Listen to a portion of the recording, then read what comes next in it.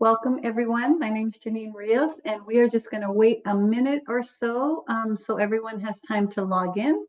And as we see that number growing, once it slows down in a minute or so, we're just going to jump right in and get started.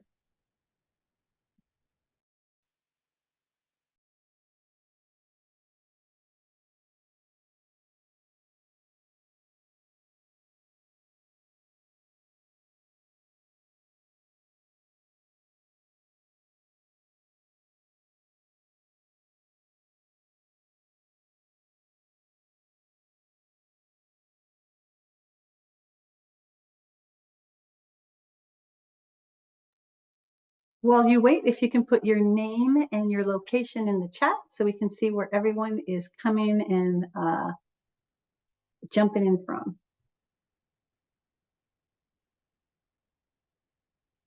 From Iowa, from DC. We got Victoria from Texas. We got Tennessee, Pittsburgh, South Carolina, New Hampshire, Tennessee, Virginia, Michigan, Virginia, Oregon, Maine. Very cool. Welcome to everyone. Welcome, welcome, welcome. And as you add in your name and where you're from, I'm just going to get started so nobody's time is wasted. Again, thank you so much for taking the time out of your busy schedules to join us for this webinar on menu ideas and menu with breakfast after the bell. And also, we have an exciting treat. We're going to have a presenter who's going to talk about menu ideas that she uses throughout the day. And so she'll be able to share those as well. And the whole reason why we're doing menu ideas is because y'all asked for it. So after our webinars, we look at the feedback and the feedback forms. And I looked at the past 3 or 4 webinars, and really we got a lot of interest and requests for menus. More information about menus with breakfast after the bell, about scratch cooking, about farm to school, all kinds of questions. And so we definitely wanted to make sure that this is valuable to everyone who's attending. And I'm super excited to hear from our guest speakers, which we will dive into in a few minutes. Next slide. So just some housekeeping. The webinar will be recorded, so everyone who registered will receive the recording after the webinar, if not by the end of the week, by early next week. You will also receive the slides and the links to resources within the slides in a follow-up email. And then also during the webinar, if you have questions, please put them in the Q&A box. If we see them in the chat, we'll also answer them, but that would be more helpful if possible. And then after the webinar, there will be a survey, and we use those to help plan future webinars. So please take a few minutes to fill that out. Next slide. So this is the agenda for today. We're just doing a brief welcome and overview. You'll get to meet your panelists. They'll tell a little bit about themselves, about their program, share their tips, and then we'll have a time for question and answer, and then we'll wrap it up. And as you see, this time will go really fast. And so next slide, please. So why do we focus on breakfast?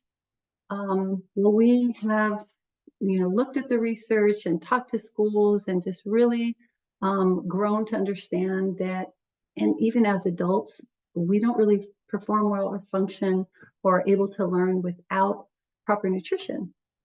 And same is what we see among students, is that those who tend to eat breakfast, they miss less school. They tend to perform better in school in math. And there's some studies to show in reading as well. And there's a higher percentage of kids who graduate. And so we definitely want to support our students. As we talk about breakfast models, this can be used, these statistics can be used to help with administrators as well, to show that connection. Sometimes it's hard for all of us in the school community to see that connection, but we try to help with that as much as we can. Next slide. So knowing that breakfast helps students, what are those barriers? Like, why are students missing breakfast? Just remembering back to my school days, at least for high school students, you're not that hungry in the morning. You're still maybe sleepy, or not really noticing that you're hungry. And one FNS director shared with us on another webinar that students have a hard time identifying hunger pains from just pains in the stomach. So they're not really sure that like that's what that is. Sometimes students don't arrive on time at school in time to go and get breakfast. And then there's also stigma associated with going to the cafeteria and being the students who maybe be associated with low-income students who need to go to the cafeteria to get their meal. So that could be an issue. It could also be a issue of like, my class is right here and the cafeteria is on the other side of campus, so I don't want to like walk all the way over there. Or guess what? My best friend is hanging out in front of the school and that's where I want to be, or in the gym, or what have you. So there's a lot of different reasons why students maybe miss breakfast, or even when it's offered in the cafeteria, maybe they don't go to get it. Maybe it's not the school culture.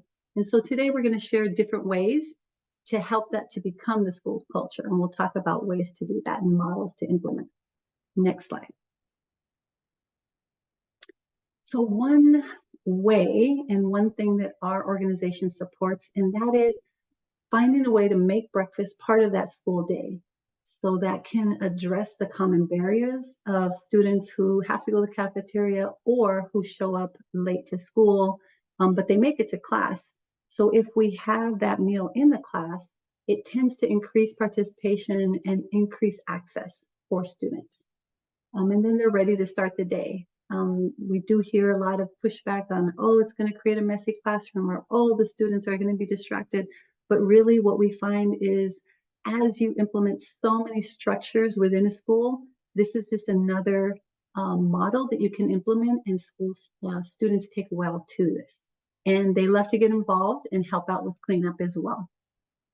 And so I'm just going to show you what the different models look like real quick. I'm not going to go into any detail, and then we're going to pass it to our first speaker. So we're going to look at breakfast in the classroom. What does that look like? And this is what the prep looks like. This is what, if you look at the pictures, getting the students involved to even have the carts and open the carts and maybe pass out the meals.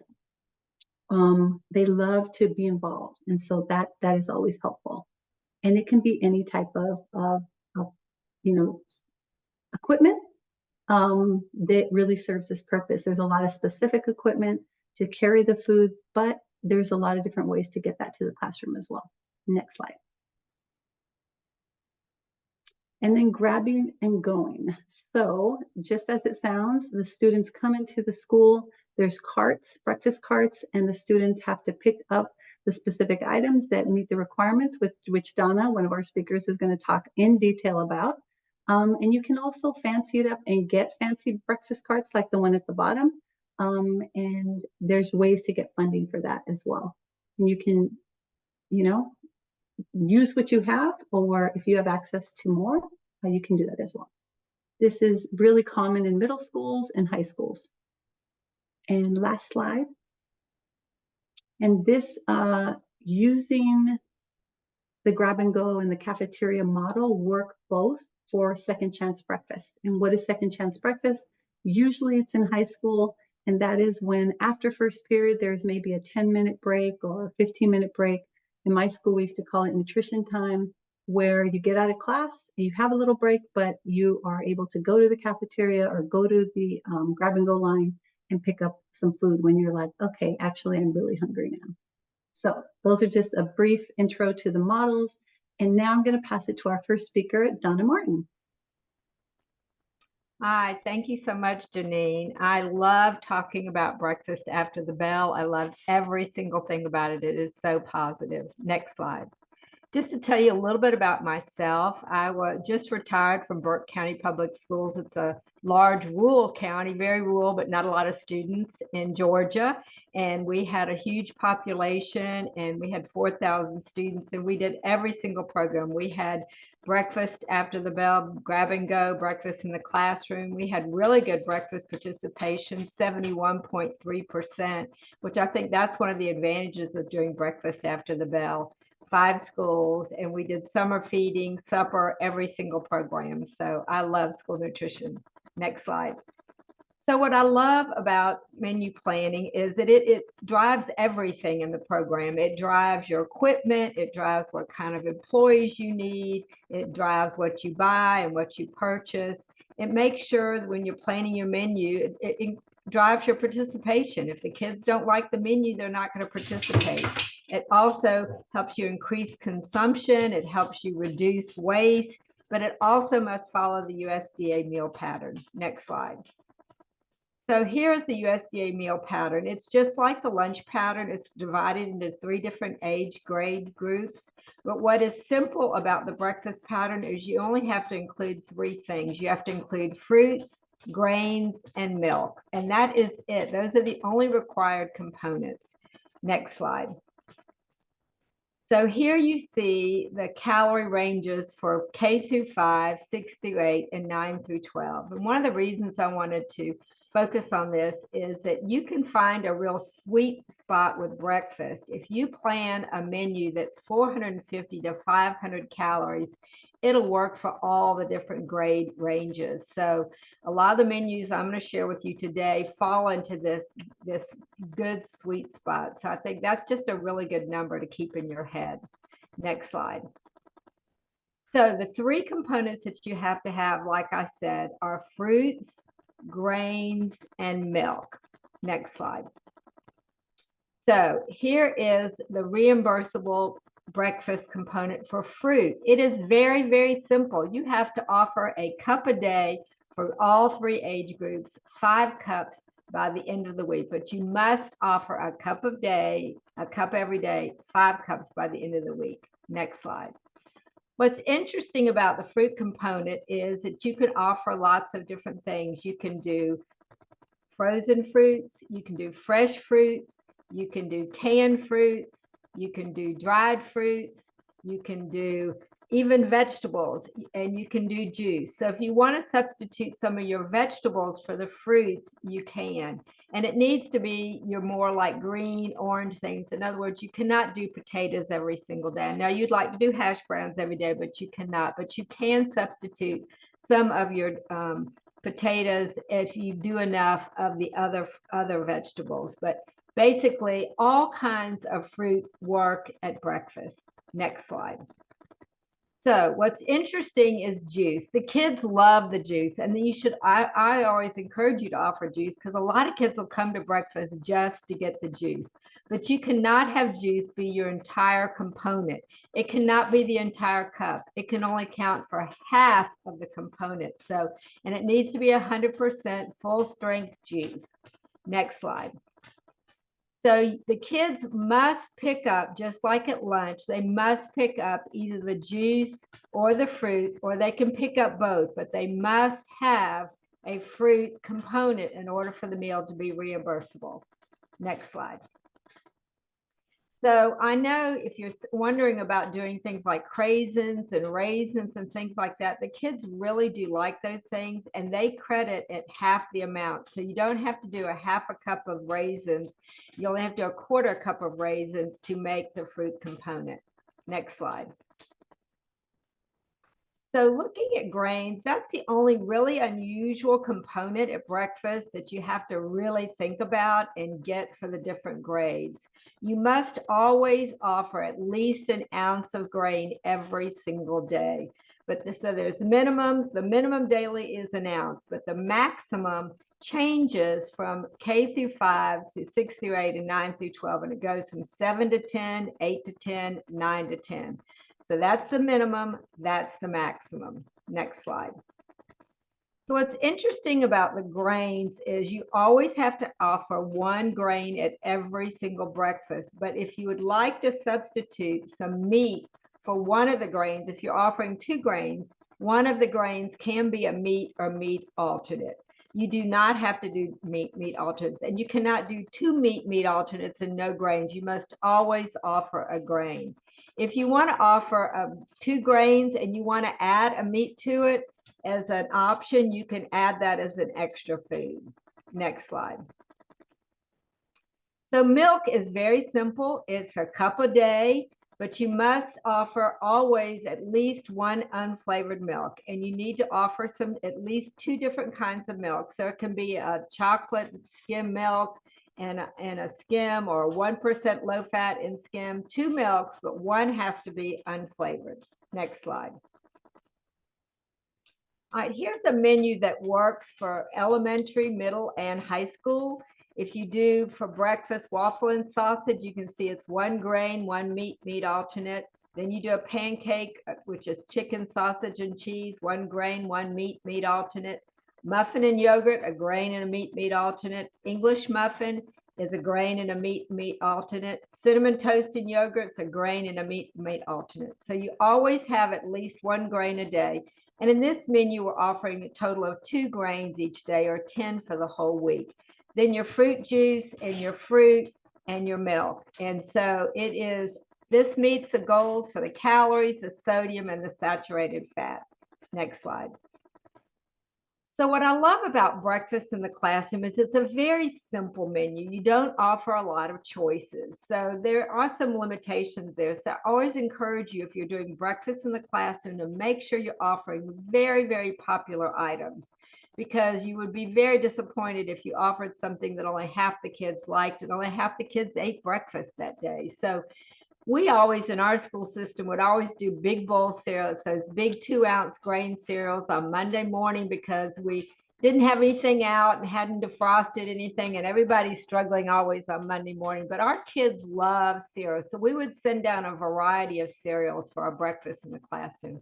Then you could do a meat biscuit. It can be chicken biscuit, ham biscuit, sausage biscuit, waffles, yogurt and granola, and pancakes. And then the variety of fruit during the week, a half a cup of juice, and your cup of milk. Very simple breakfast. Send it down. And this would be a menu that all the kids would really like. Next slide. But my favorite thing to do is grab and go breakfast. What I love about grab and go is you can offer a lot of choices, but they still pick up something and take it to the classroom to eat.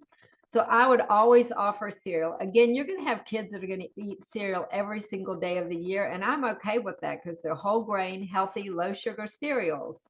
So I'd always offer a choice of big bowl cereal every single day. And then I would offer another cold choice. So you can see the second row is a bunch of cold choices. So this is muffins and cheese at crackers, yogurt and Nutri-Grain bar, string cheese with a banana muffin mini loaf, peanut butter and jelly Uncrustable. Who doesn't love that? And on Friday, a smoothie and Teddy Grahams. And then I would offer a hot breakfast. So egg and cheese biscuit, waffle, sausage biscuit, pancake puffs, and breakfast burrito. So, and then the different fruits. So always, it's a great menu, and we do change the menus every single week. I had like a 6-week cycle menu because our kids liked a lot of different things, but this is a great menu. You're going to get a lot of really good participation with this. Next slide.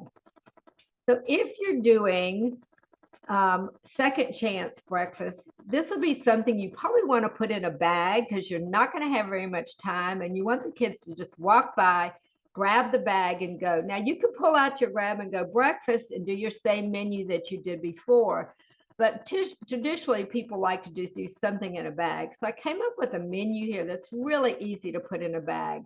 On Monday morning, that chocolate chip breakfast bar that you don't have to do anything with, you don't have to cook it or do anything with it. On Tuesday, sausage, egg, cheese burrito, and on Wednesday, the apple or cherry fruitals. My kids love that.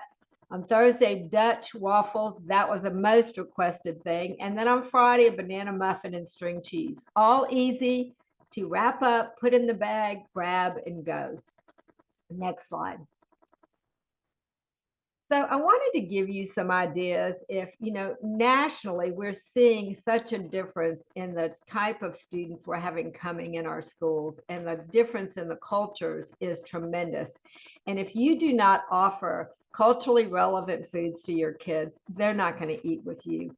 I mean, if you come from Asia or you come from Ukraine or something like that, and you come here and you don't have culturally relevant foods, the kids are just going to be turned off. So I came up with some ideas for some of the different things that I thought about.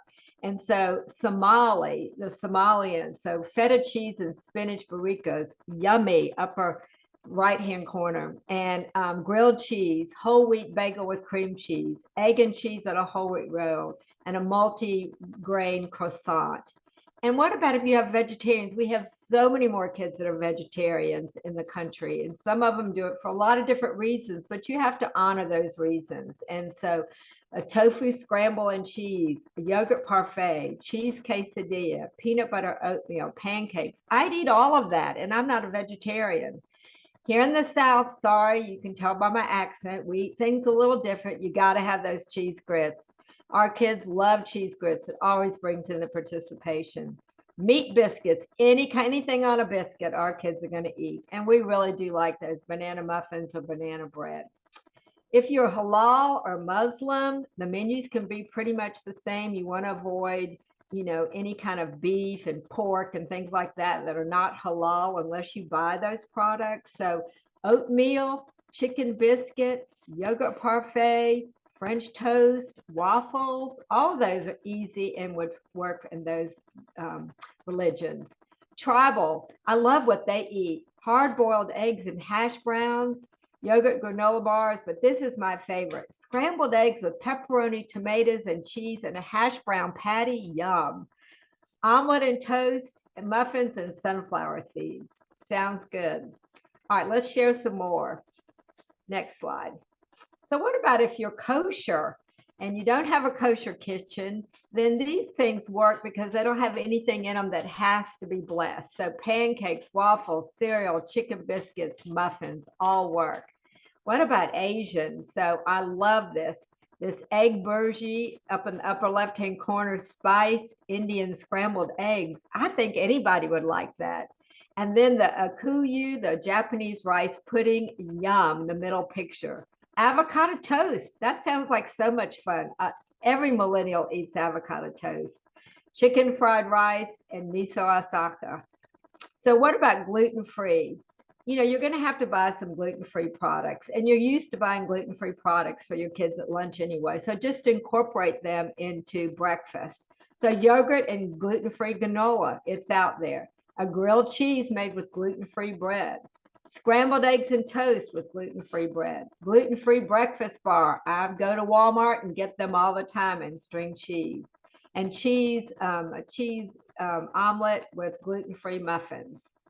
If you're Hispanic and Latino, I think the whole country is eating Hispanic and Latino foods, but certainly certain populations need to focus on this. But egg and sausage burrito, a cheese quesadilla, a breakfast enchilada, a breakfast taquito, a breakfast taco, all of those things the kids would love. And I think the rest of the population is used to eating it too. So I think we can do it, guys. We just need to focus on that. Next slide.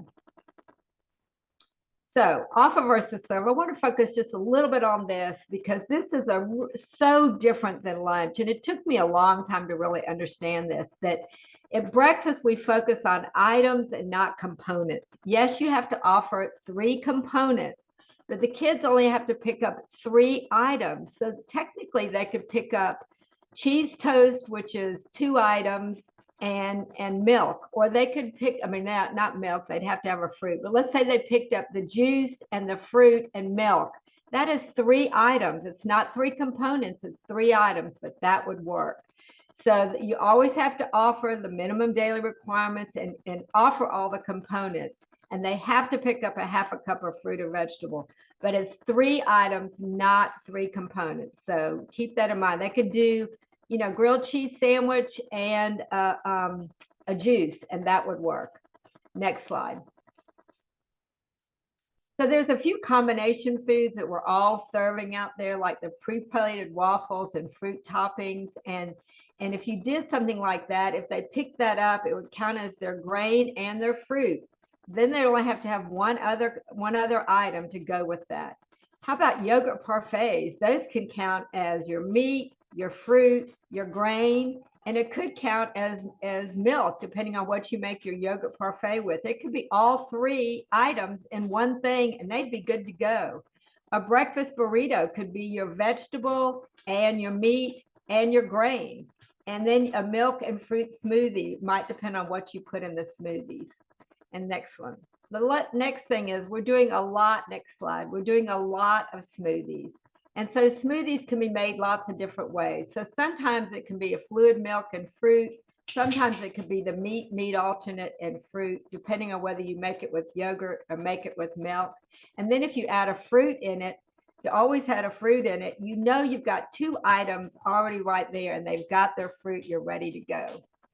Last slide is a lot of people are doing coffee bars. And I think this is a great way to get those high school kids in. And so it can count, if you make it with milk, it can count as your milk component, which is great.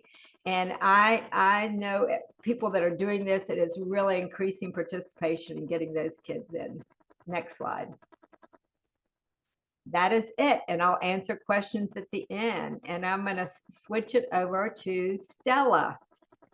No, Candy is next. Candy. No Take problem. it away, Candy. Not a problem. Thank you. I appreciate that. And I really enjoyed that, Donna. I am here to learn as well as speak today because both of these ladies are doing things that I also would love to go in and bring into my school. So I do appreciate both of your presentations. I am Candy Bealey. I'm the Child Nutrition Director for Smithville ISD in Smithville, Texas. Next. We're a very rural district. We only have an enrollment of around 1,800 students, 5 cafeterias and 4 kitchens. We're 54% free and reduced, universal free breakfast, a district decision there. And all the breakfast currently is served in the cafeteria. You notice I said currently. After watching today, it may change next year. Next.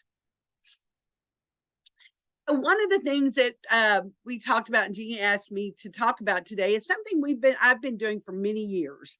And this started back in another district I was at when Sonic came up with the wraps, the chicken strip wraps, and different people were asking about them. And I said, you know what, let's run down to the local Sonic, grab one and pull it apart. We pulled it apart and we were like, well, we can do this in the school. But, hey, that's a real popular item at the time. So at that point, we started making the wraps. They were very popular. The kids were really taking them. So the next year, so then from there, I've just kind of let the chain restaurants do the advertising for us. Next. So one of the things, like, the newest Pizza Hut pizza, it is the new hot honey pizza, real spicy. So we went in and my staff said, we can do that. I said, sure we can. We're using honey for a lot of things. So this is kind of our version of the hot honey spicy pizza. Next. Our next was the new Sonic tachos. Well, we were like, okay, now after doing the slide, my staff's like, oh, we've got to add the bacon into those. So I said, yes, we do. So we're going to start doing it. We did try the tachos with a white cheese and they were really popular and too, but they didn't give that meal appeal. And so we went back to the yellow cheese with them because we did want the yellow and we did want the meal appeal. We do also do the Kentucky Fried Chicken type chicken bowls. Those are offered once a week and students still love those. But the tachos are something that the kids really are enjoying. Next. Taco Bell's Crunch Wrap. So we took a Crunch Wrap as we did the wrap before and we tore it apart. And my staff and I sat there and went through the whole Crunch Wrap and looked into it, looked at it and came up with our version. We tried at first to put a little sour cream inside it and the lettuce and tomato. The kids really didn't like that because we have to keep ours heated for a longer period of time. And the sour cream broke up and the lettuce and tomato became a little soggy. So we offer those to the side. But the main thing is it's a crunch wrap cooked in the oven. The kids love it. It's one of the most popular days. We do sour cream to the side for those as well. Next. Of course, I'm not going to compare our whole wheat biscuit to McDonald's biscuit because, we wouldn't be able to do the McDonald's biscuit, but we are using the McDonald's concept, and we're using our turkey bacon, and we do either the sausage biscuit with the egg and the cheese, or we do just the bacon, egg, and cheese. So we do offer a few versions. I told them after looking at the picture, though, we need to find us a new biscuit.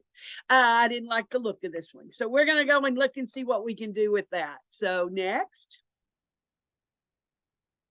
is the empanadas. A lot of my Spanish staff were like, we want to do an empanada. What can we do? But we don't have time to do it.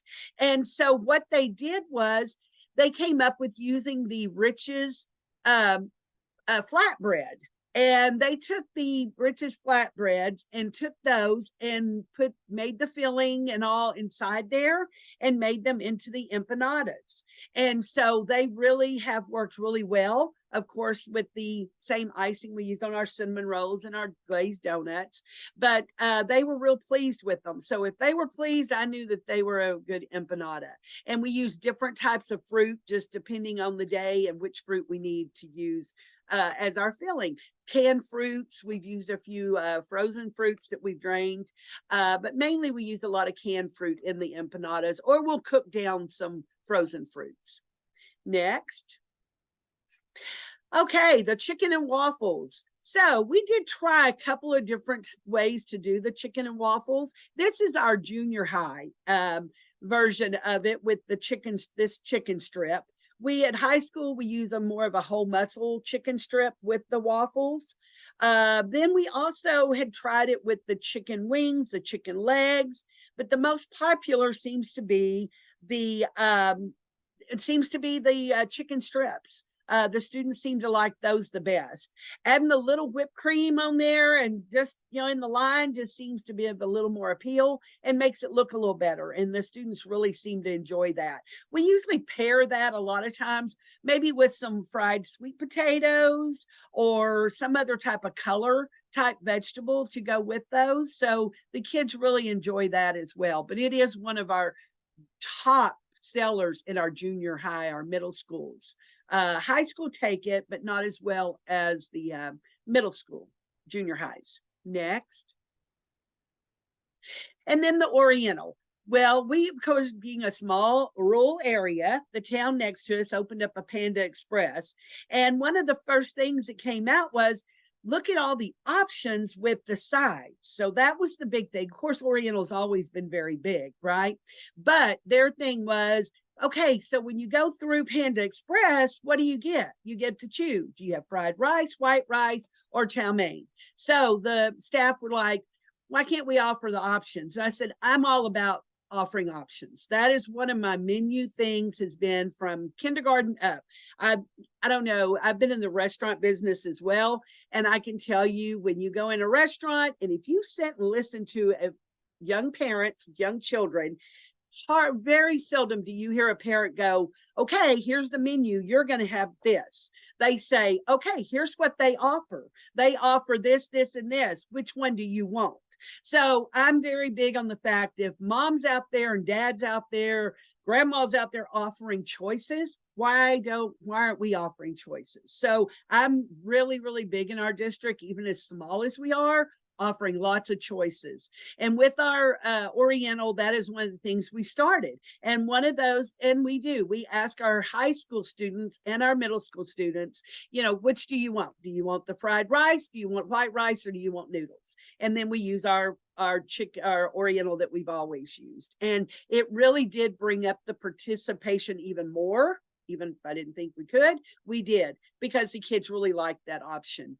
And we also use, and I'll show you later in our gardens, we have even gotten our secondary schools to start eating bok choy and Chinese cabbage, roasted Chinese cabbage and all with our Oriental Day. And we've made a little low sodium sauce to go with that, with our honey as well. And those kids really, really started eating that. And we didn't think they would, but we thought, let's just grow it and see what happens. It's a great side to our Oriental. This picture doesn't have it, but we usually do have that. Next. So these are some of our other very popular ones. Many of you are probably doing these as well. The walking taco. I mean, well, why did we not all think of this many, many years ago? You know, it just kills me because kids love walking taco. And I'm like, well, you know, we've been doing these kind of things forever. So of course we also do the walking Frito pie, the nachos, but they really love the walking taco. That seems to be the most popular. And they're even happy if I just take a bag of Doritos and open them up and use it, not even the top go. But they do love that. That is like the #1 day, no matter what. Breakfast for lunch. Our younger schools use a pancake and the sausage patty and the hash brown, but the secondaries are really like the French toast sticks. They really like that, of course, to grab and put it in there. But what they really love is just, you know, having the breakfast for lunch. For years, we didn't do it at high school. I had a staff that were like, high school will never eat this. They'll never eat this. So this last year, I came in and said, we're going to do it. We're going to do breakfast for lunch. It went over wonderful. Kids loved it. High school kids were lining up for breakfast for lunch. So, you know, we can't leave out the fact that high school kids are still kids. So they do still like those kind of things. The Chunky Monkey Parfait. This is new on our menu this year. That is a Rich's UBR cookie, along with the yogurt and the bananas, and then topping it with that chocolate on top of that whipped cream. I don't know if that's what attracts them, but I know that we can't make enough of those for breakfast. We also started making a smoothie where we'll put the chocolate syrup in the cup, clear cup, putting in the smoothie, a strawberry yogurt smoothie with fresh strawberries, top it with the whipped cream with a chocolate drizzle on top.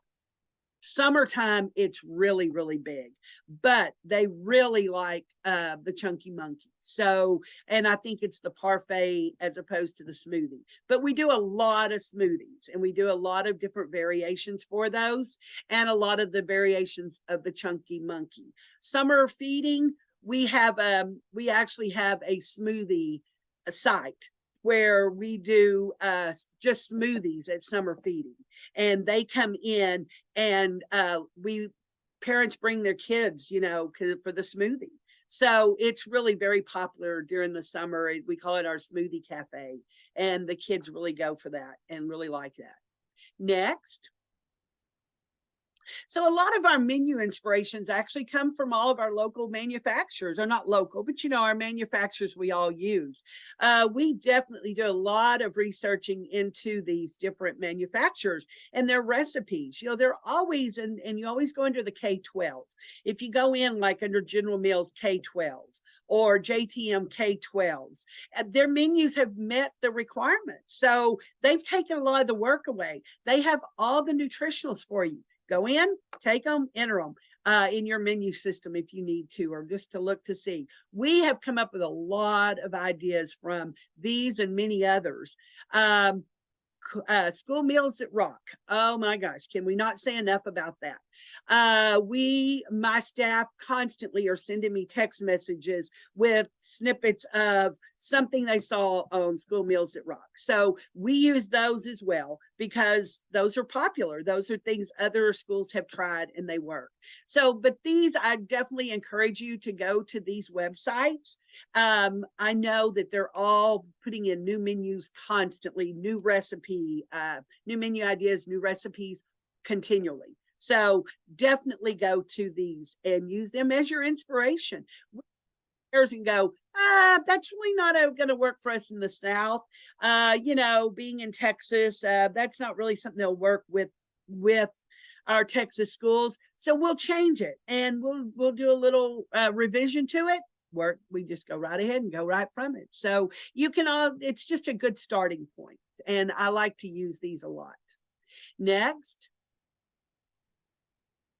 So Jeannie had asked me to talk about our gardens. So let's talk garden right quick. Next. Smith operates 3 school gardens. These gardens began back in 1996 with a grant. These gardens have grown since then. We started with one garden only, and it was, they're maintained by the students. Depending on the administrators, sometimes administrators will do a little program with the kids so that they can be part of this group we had as a junior harvesters. Other times, they'll just let different grades or classes come in. And as you see here, they're in the garden, they're planting. Here they're planting carrots, and then they're picking them. We let them go and harvest those. We use them for classroom trainings and taste testings. We grew a Korean melon. None of us had ever tasted it, but we wanted to try it. So we did, brought it into a couple of classrooms. They loved it. So we definitely change out the garden. Depending on new thing, we always put at least like the bok choy, different things, at least 2 or 3 new items. And then we'll add the ones that always do well, the carrots, the spinach, the lettuce, the different things. We also have grow towers in our cafeterias. So the students watch the grow towers as well as they're going. We're now starting a seedling type area that we've got under the lights, and it's in the elementary, so the kids can watch it from the seed all the way to the grow tower to their serving line. So they see this continually. So we do a lot with our gardens. We experiment a lot with gardens. We do a lot of taste testing, like the Korean melons, different things in our taste testings. Next. So those were the planting of the carrots. So then what happened that these carrots were planted right in a bed next to where the students walk to go to recess every day. So this was a 1st grade class. They walk by those every day. And I've been out there and heard them going, oh, there's my carrot. There's the carrot I planted. And you see the bed. Oh, I planted that carrot. So then on harvest day, they each get to go to the carrot they think they planted and pull that carrot. And so we talk about how the carrots come in different sizes. They taste different depending on the size of the carrot. So anyway, that was a really big day. We started that last year, and that was our first harvest. And the kids were so excited. And then the rest of the carrots are then used in the cafeteria, as well as when the carrots are pulled out, he then lets those students plant potatoes right after the carrots. So those kids feel like they're constantly planting and growing and watering and weeding to get ready for food in their cafeteria. No, they cannot grow enough to provide for all of our vegetables. But what we tell them is if we have carrots, we may do some diced up carrots from the garden and then add our commercial with it, but we mix them all together. That way we want to hope that every child at least got a taste of a garden carrot from our gardens. Next. We also have, this is one of our latest gardens. This garden is located in the high school parking lot. I told you this group started back in 1996, somewhere in there. Well, when it did, these guys, some of the guys, most have graduated, but some of the guys, when they got to high school, had been part of this group, and they got to high school and they wanted a garden. They wanted to continue with gardening. So we put one in the parking lot. What happened, it's all raised beds in a parking lot. It makes it accessible for our students with disabilities and wheelchairs, walkers. And all of this produce is used in the cafeteria as well. This is where we raised our bok choy, our Chinese cabbage, things that lots of cilantro, of course, being in the South. And also this garden is operated at the high school by our special needs class. This is part of their curriculum. They come out and work in the garden. So they maintain this garden. So it's great. It's great to have them out there. Next. And that's all I have to share today. But thank you so much for letting me share our successes. And if you have any questions, please email me at this address and I will be glad to help you with those, or share with me anything you heard me say and you say, oh, maybe she'd like this. Yes, I would. I would love to hear from you. Thank you.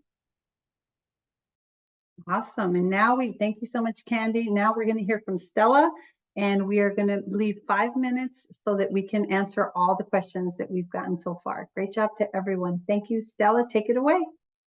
Well, that's a really hard act to follow, Candy and Donna. Thank you for all the awesome ideas you're sharing with us today. I'm also learning. I learned from several directors as well. We all have good ideas that we bring to our programs that we can share. So I'm the food service director for Azusa Unified School District. We are located in Southern California in the San Gabriel Valley.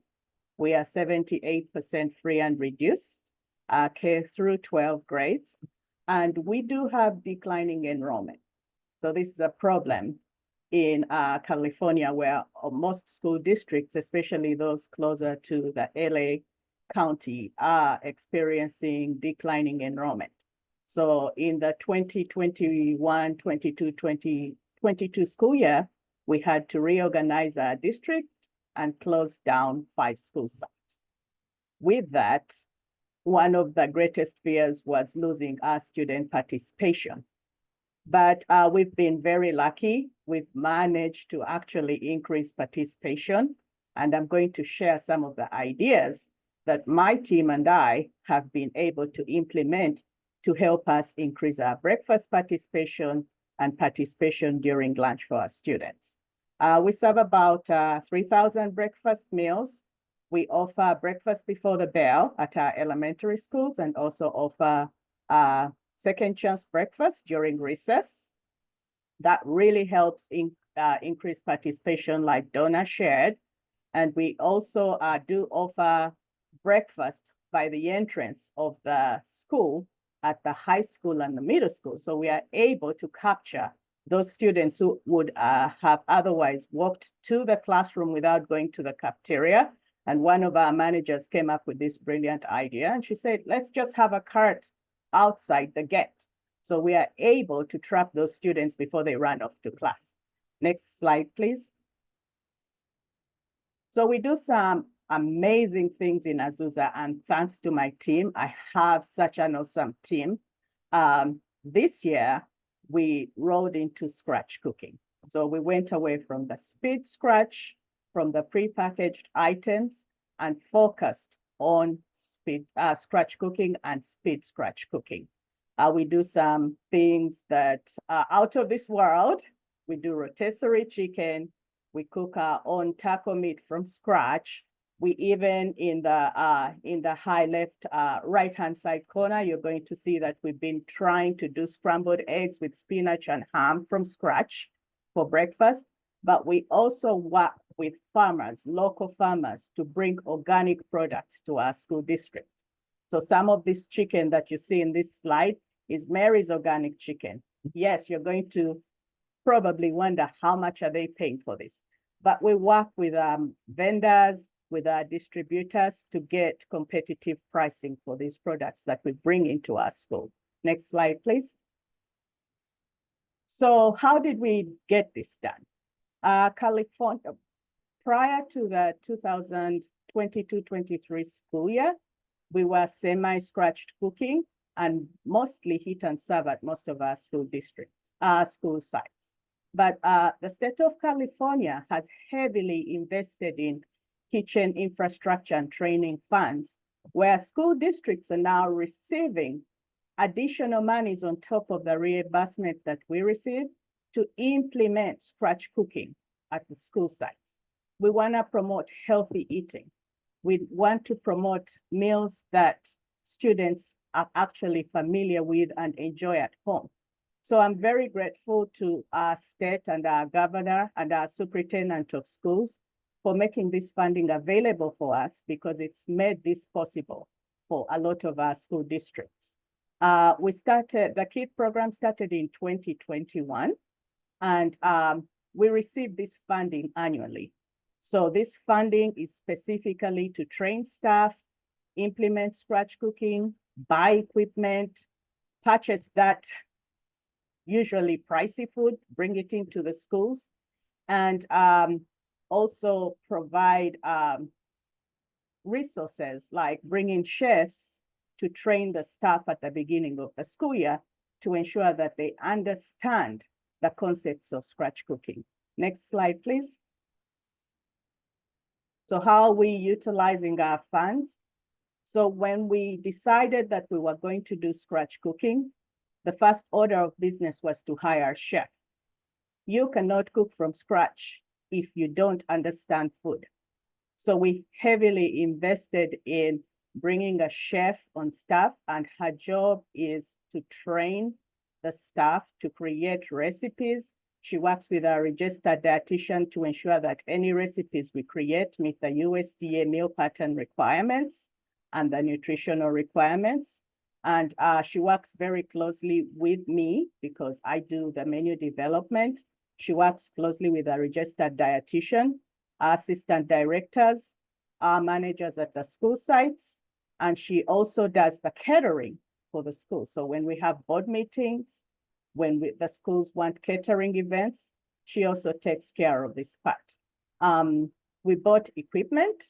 So we went ahead and bought a rotisserie oven, immersion blenders, food processors, mixers, and tilt skillets to ensure that our staff had the tools they needed to perform this massive task that we were asking them to do, which was cook from scratch. We also spent several hours in the central kitchen. I believe when school started, I spent the majorities of my days in the central kitchen, understanding what the challenges were, working with my staff to understand what this scratch cooking that we were beginning to implement was all about, understanding where we could make some tweaks, just looking at the food when we prepare it in the kitchen and when we send it out to the elementary sites. Does the food quality get impacted? So as a director, I spent several weeks in the central kitchen at the beginning of the school year, just understanding the scratch cooking concept myself. Next slide, please. So this is part of the training I was talking about. So before we even started with this program, our staff got a week training on basic knife cutting skills, on how to cook food, on how to handle raw proteins. So we had been serving frozen pre-cooked hamburgers and reheating them. We were now going to serve hamburger patties from raw, made from raw meat. And our staff was going to have to learn to work with this raw protein and ensure that we were not having any food contamination issues in the kitchen, that we were practicing proper food sanitation procedures. So I brought in a team of chefs, and all they did for that 1 week was ensure that my staff were comfortable with the concept and they were giving them the training they needed to understand the challenge ahead. Next slide, please. So procurement was one of the challenging areas because we were working with farmers, we were working with local farmers, and most of them are really not comfortable working with school districts because we have a lot of regulations and requirements that they need to follow. So I worked with CAFF to help me with procuring Mary's Organic Chicken. I also work with a company called Creamco Company, and all they do is work with farmers who practice regenerative farming. So the beef that we receive is grass-fed beef, and that's what we use to cook our spaghetti meat, taco meat, our hamburgers. And this has gone very, very well with our students. The students can actually now tell the difference. Next slide, please. So this is the Mary's Organic Free Range chicken that we are offering in our school sites. We also do wings for lunch, and this goes very, very well because the students actually get to select a sauce to go with their wings. So we do a mango habanero sauce, we do a barbecue sauce, we do, there's one more, ranch, and the students can select a sauce to go with their wings. We always run out of this at the high school. The high school manager tells me she can never have enough servings, regardless of how much she increases the count on that day. So that's an awesome idea. We also purchased a rotisserie oven this year, and we've been doing rotisserie chicken. And just like Donna shared, you have to provide culturally relevant meals on your menu. We have a high Hispanic Latino population, and we have a restaurant in California known as El Pollo Loco. So this rotisserie chicken idea was mimicking what El Pollo Loco serves in their restaurants. So we were bringing the industry trends into our school cafeterias to help us increase participation. Next slide, please. Next slide, please. Oh, there we go. That's probably day 2 or 3 after school started, and we were learning to work with raw proteins. It was very, very challenging. There was blood from the ground beef in the kitchen, and without the training, it would have been very, very challenging for the staff and the team to take on these tasks, but they were able to do a wonderful job. We haven't had any foodborne illness outbreaks. We haven't had any sanitation issues. So kudos to my staff, because this was a great undertaking. And with these items now, our participation is almost at 80% for our lunch. Next slide, please. We also do some baking. We are not doing scratch baking. We are doing speed scratch baking. So we purchase doughs from our manufacturers, some of which Candy shared with you. And we also purchase butters for our muffins. So we get a butter and we add USDA cranberries or blueberries to this, and then we bake them.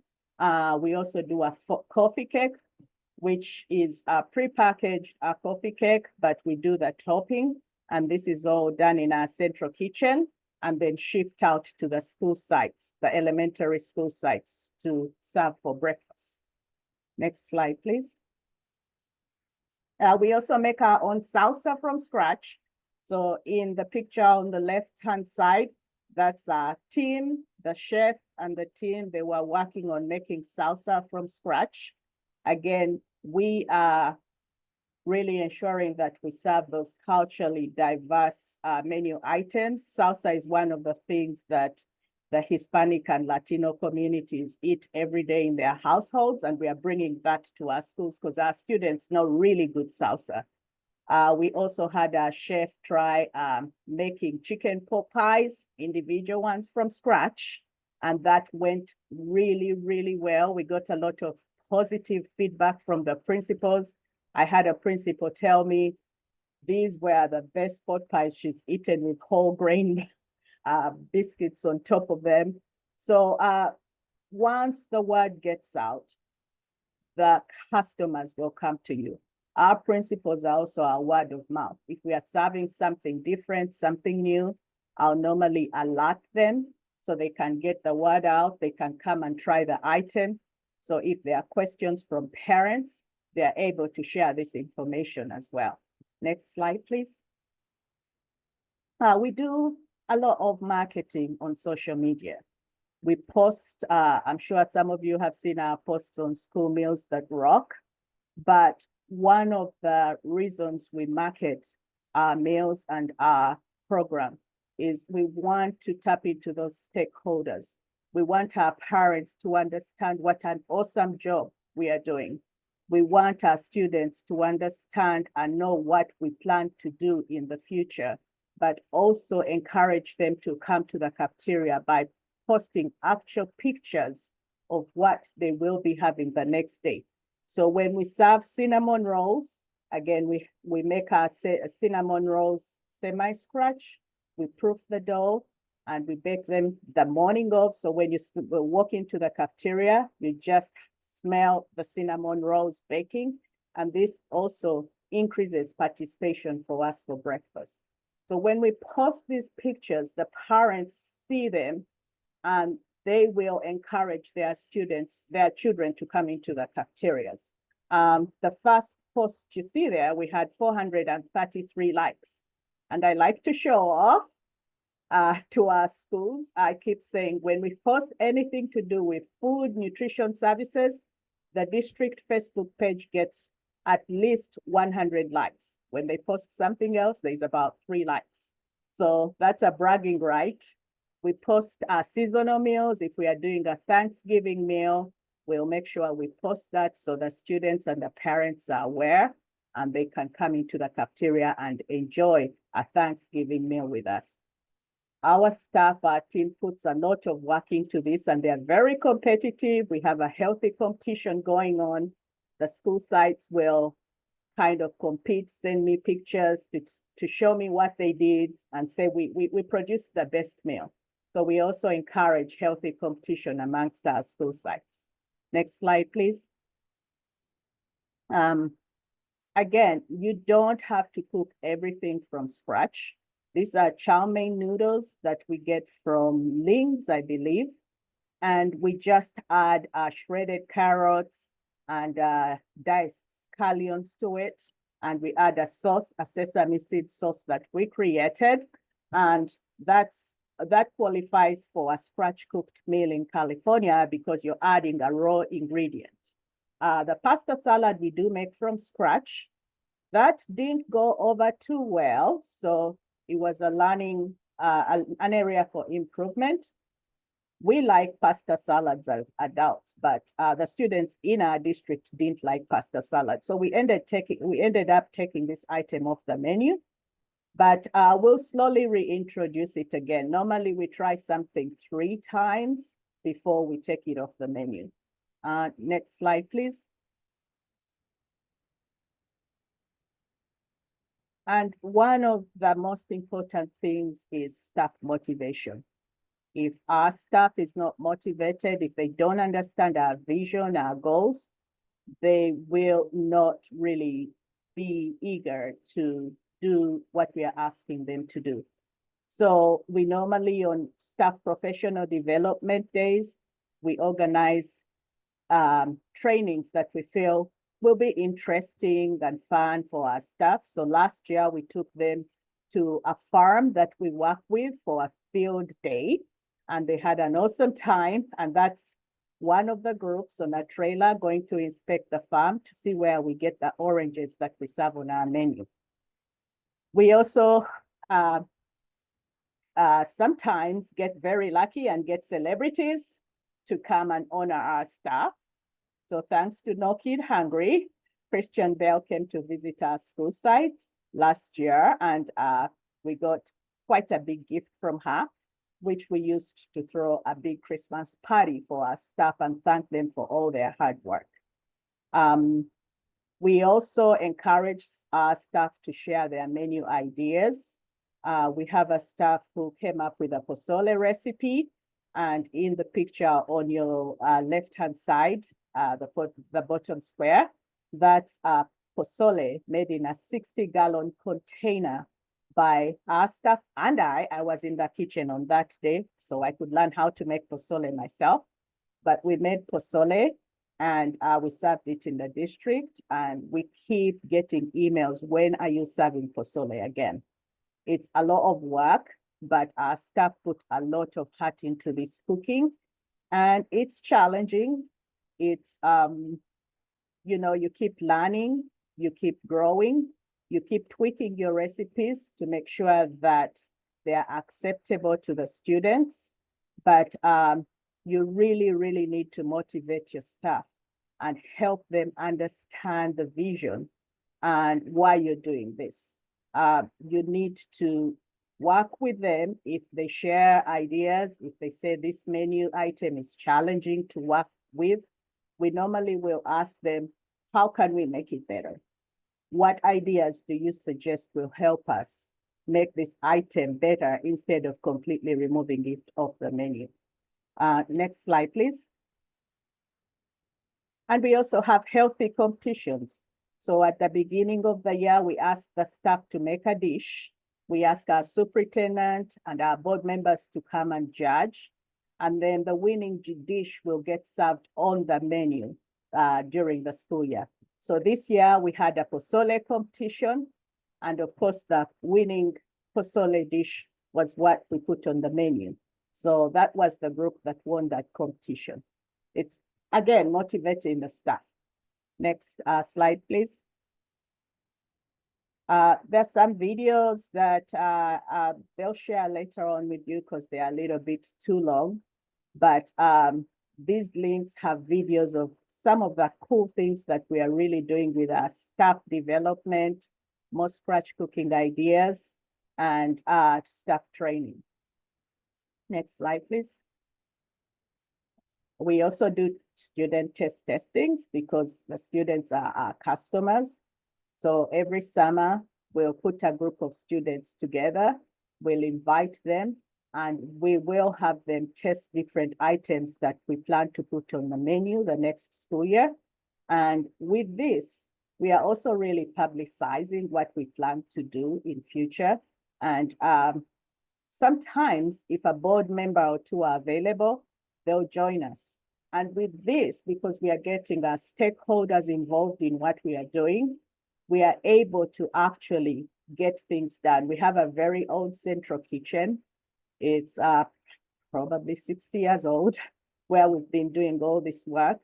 But because our board noticed and recognized how hardworking and the work we were putting into our scratch cooking was increasing our participation, they have now decided they're going to build us a brand new state-of-the-art central kitchen. So we are very, very excited about that. Next slide, please. And there's a lot of recipe resources out there, USDA, K-12 recipes for schools. The School Nutrition Association has a recipe library. Other districts do awesome things. I mean, I'm always borrowing from other districts, and I could tweak the recipes if I need to, but there's a lot of resources. We are willing to share our recipes in Azusa, just like we've borrowed from other districts. So if this is something you want to embark on as a school district, as a child nutrition director, as a manager, please feel free to reach out to other districts because child nutrition program people always share with each other. Next slide, please. And these are the links that they'll share later on with you with the consultant chefs that I brought into my district to offer training to my staff for an entire week before school started. So we worked with Chef Kent. Next year, we are looking into working with Joe Urban from School Food That Rocks. And we also worked with Chef Michelle Curry. Next slide, please. And this is my information. Thanks for giving me the opportunity to share a little bit about what we are doing in Azusa. Thank you so much, Stella. Thank you, Donna. Thank you, Candy. We do have questions that came in that we didn't get to, so we are going to stay on for just 5 more minutes, if y'all can, till 15 after, just to answer as many questions as we can, and the rest we will answer them in the follow-up email. Just wanted to share this last slide where we have resources, and we have for National School Breakfast Week, we have a video series that was created specifically for next week, and that will go out as well. And if you click on this link here, you can sign up for our newsletter, and that'll come in here, and here it is. You can subscribe, and then you'll get that information as well. I'm going to jump into the questions, and not to rush everyone, but if you can answer really quickly. The first question was for Donna. Do you use the same menu each week? And can you share any of your recipes? We don't do the same menu. I have a cycle menu for breakfast in the classroom and grab and go. So cycle menus that are pretty, 6-week menus. The recipes, I don't have the recipes for the unusual ethnic foods, but you can just Google those, and there are recipes out there for those items. Awesome. Thank you so much. And then for Candy, can I please get the recipe for the walking tacos and the chunky monkey parfait? Can you share? If you will just email me at the email address there, we will be more than happy to share any recipes that we have with you. Awesome. And then the next question was for Stella. Can you bring in a chef just for a few days, and how much would that cost? And how much does a rotisserie chicken cost? Yes, you can bring in a chef for a few days, depending on the level or the training levels that your staff have. But I find it very beneficial, because I do have a culinary background, to bring in a chef for at least a week. But if you don't have a week, because we almost only have one professional day every other month, then you can bring them in for a day or two. It depends on the chef. You can request for proposals from 3 or 4 different chefs, and they can give you their pricing, but it does depend on a chef. We paid about $3,000 a day for our chef. Thank you. That's so important to know this. And then with a show of hands, thumbs up or thumbs down, do these menus meet CACFP guidelines? I'm new to this. They do. Stella? Yes. Yes. And then the next question is, how can state agencies help schools when it comes to breakfast? And anyone can answer. And if you don't know, we'll get back to y'all. We don't have all the answers. Sometimes the answer is check with your state agencies, but has anyone had any success working with state agencies? Yeah, California provides a lot of resources. They provide funding, like I shared, but we also have a town hall every month where the state invites a speaker, a school director speaker from a different district, to share some of the ideas of things they are doing in their district. And this has been very helpful. So I mean, again, reach out to your state and see what resources they can make available to you. Janine, I also think you can contact your state agency to find somebody that's doing grab and go or breakfast in the classroom, or the unique model that you're interested in doing. And then you can get in contact with them, because like we've said, every school nutrition director will share anything with you. So you just need to find somebody doing the model that you're doing, and they can help you. And the state agency can help you with that. Awesome. Thank you for that. And the last question is controversial, because it says, USDA guidance says that fluid milk only credits as an ingredient in smoothies. Be careful about coffee and beverages. They're not smoothies, so we cannot credit in the coffee drinks. However, that's their statement. I have heard from other nutrition directors in other states, they definitely use the milk and it does count. So any input on that? Any comments? I know with our coffee, as long as it was an 8 ounces of the required milks, it could count as the milk. The coffee is a concentrate we add to the milk, and the flavors are no sugar flavors. And so, yes, we've been able to do those as well. So that sounds like a check with your state agency question as well. Awesome. Well, that is all the questions that came through. The other ones were just about the dough that I think for the empanadas that I think was covered. It was richest dough, and everybody asked for recipes. So you have everyone, all the speakers' emails. Feel free to email them. Feel free to email me. And I want to thank all our speakers and the 90 participants who stayed on to hear these questions being answered. And I'm going to shoot it back to the speakers for any final comments that you have to share with our participants.